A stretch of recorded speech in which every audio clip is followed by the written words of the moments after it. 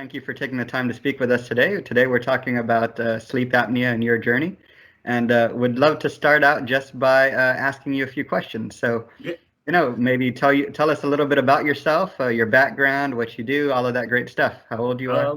Yeah. My name's Ken. I'm a technician. I manage a couple of guys that work on phones and stuff. Nothing crazy. 33 years old. Nothing too crazy. So, when did you first realize that you had sleep apnea? When I was married years ago, my ex-wife used to tell me all the time that I would gasp in my sleep, but I actually didn't know what it was, so I never really thought anything of it. I, for the most part, felt fine. Well, years later down the road, I went to go visit my family. My dad had got diagnosed with sleep apnea, and really bad sleep apnea. And apparently they noticed that I was gasping in my sleep and told me about it. That's when I went to the doctor and found out I have sleep apnea. So I probably had it for, a dozen years at least, like 12, 13 years at least, and just not known. And describe the process of getting diagnosed. So you went to a doctor, and how did that work out? So yeah, I just went to a doctor, told him that I've been hearing that I've gasped in my sleep. They gave me a sleep study, and I took it. I was at home, set it up, and yeah, I had sleep apnea, pretty bad too. I think it was like 60 times an hour or something like that. Like it was up there. Wow. Yeah. And how were you feeling at the time? Did you feel any impact of the sleep apnea when you were diagnosed? Did So you when I feel? first got before I got diagnosed, I really didn't notice a whole lot. I for the most part, I felt okay. So I didn't think anything of it. Some years ago, I decided to try to put on a little bit of weight, and I would get a little bit and started working out. It got a lot worse after that, like Okay. considerably worse. After I hit around like 210 pounds, I started waking up with pounding headaches. Wow. I would sleep 10 hours long and still feel like I hadn't slept at all. Felt like I needed to sleep more. Yeah, it felt terrible. And it's probably, honestly, I really feel like it was affecting my mood a lot. It was hurting my relationships because I was just angry all the time, was upset all the time. Yeah, it was doing a lot of damage. Yeah. Did you notice any impacts maybe to your thought process, or did you experience any brain fog or anything like that? Oh yeah, no, absolutely. Until I got it figured out, I think I don't realize how foggy my mental state was all the time. At the time, I thought I was fine, but afterwards, I kind of realized, like irritability, I mentioned, I'm just getting mad over stuff that I don't know why it bothered me so much. But no, absolutely, no, it absolutely affected not only my mood but my mental processes. So after you had your sleep study, let's talk a little bit about what you did from there on. Oh, I did get put onto CPAP. I absolutely hated it. I couldn't stand it. I was one of those guys that just did not want to be on a machine.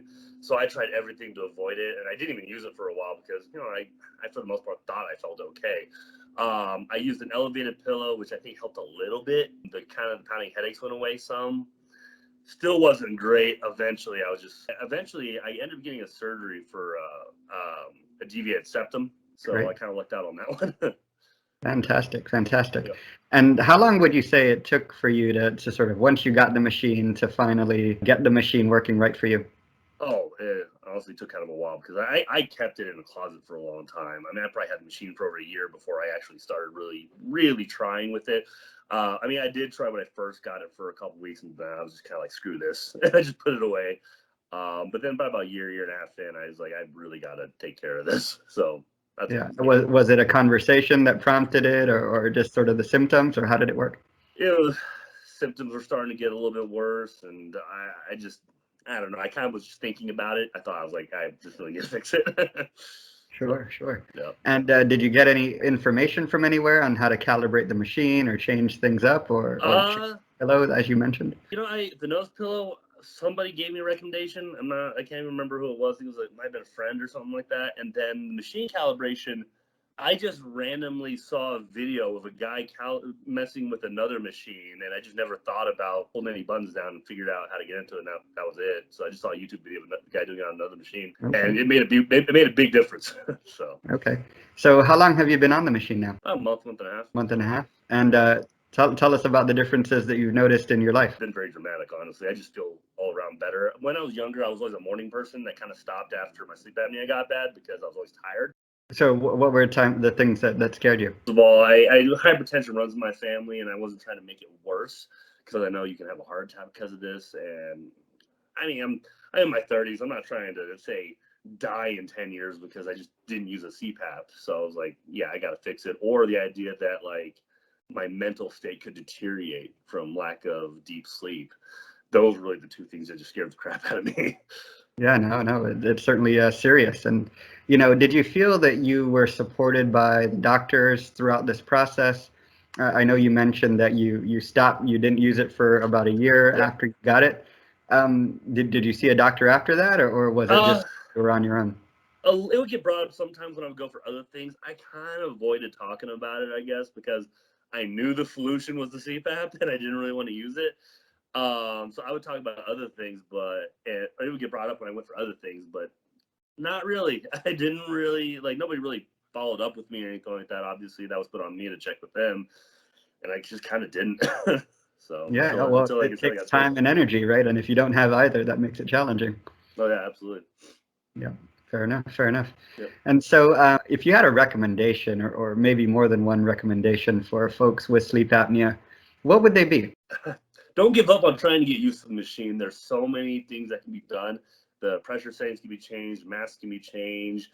I feel like anybody can find a configuration that will work for them. If you're not able, if you're just not able to get used to it, just talk to your doctor about it and try to figure out a solution that will work. So, So we talked about your energy levels when you first were diagnosed. We talked about impact to your life, thought process, relationships, any other negative impacts of sleep apnea that you can remember from your experience. really, mostly headaches. Headache. Like the first point, I would get them really bad in the morning when I woke up, and they would last for a while. It'd probably be a couple of hours. My head was just pounding. And also, I never really noticed it until I got onto the CPAP for a while. Sure. But when I go without, I would wake up winded, and I never noticed that before. I kind of just know that I was feeling it previously. I think I was just used to it. It was real weird, but mostly just energy levels. That's really the biggest thing. Just energy levels and my mood, just anger. Because I've always had a little bit of anger issues, and they've gotten a lot better. They've gotten a lot better since this. Yeah. What things have been most helpful to you, right? So you mentioned sort of the interventions, but have there been people that have supported you through your journey? Anything like that? Yeah, I mean, my family's kind of always stressed it to me the importance of getting it taken care of, as well as I had some friends that knew about it, and they did the same thing, and they would ask me questions about it, and yeah, my family pushed me pretty hard about it, so that would Yeah. say that definitely helped. Yeah. Yeah. No, that's wonderful. That's wonderful that they're supportive. Yeah, it was pretty high. It was like 66 or something like that. Yeah, it's pretty high. Yeah. So, so And it's very low now that I have the CPAP. It's seriously with that plus I'll still use my wedge pillow some. It's less than one. So fantastic, yeah. fantastic. And what was that conversation with your doctor like? AHI of 66. What did he tell you, or she tell you? I just said that it was severe and that I needed to do something about it. Is really pretty much it. I know that there are health risks involved with it, so it really didn't take me much convincing. My dad had kind of already been told all that, and then Okay. he told me about it, and I was like, "Yeah, you're right. That sounds pretty bad." So honestly, I feel like there's probably a lot of undiagnosed people that just have no idea. So Yeah, and that's the goal, is to help folks out, right? Hopefully folks can find it sooner. You said you're in your 30s. How much did you miss in your life? eat. I'd probably go to bed at like 9, 10 o'clock, wake up at 10, 11 o'clock, and still feel terrible. Wow. So yeah, that was probably like a week long. That was just real bad. So, Yeah. yeah, I mean it. Like I am a lot more motivated to actually do stuff now. When before, like I said, I would lay in bed all day just feeling like crap. So I mean, it was almost like being really sick without actually being sick. It was terrible. So Yeah.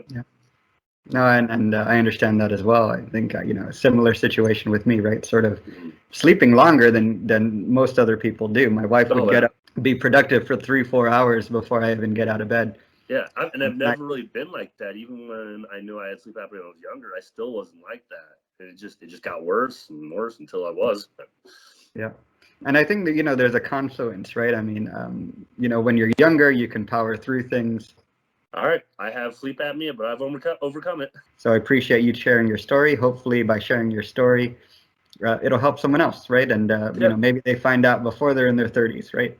That would be wonderful, because it has such an extraordinary impact on everything that we do in our lives. So thank you again for taking the time. Thank you, Ken. Take care, and enjoy the rest of the day here. yep, Bye you bye. too. Bye.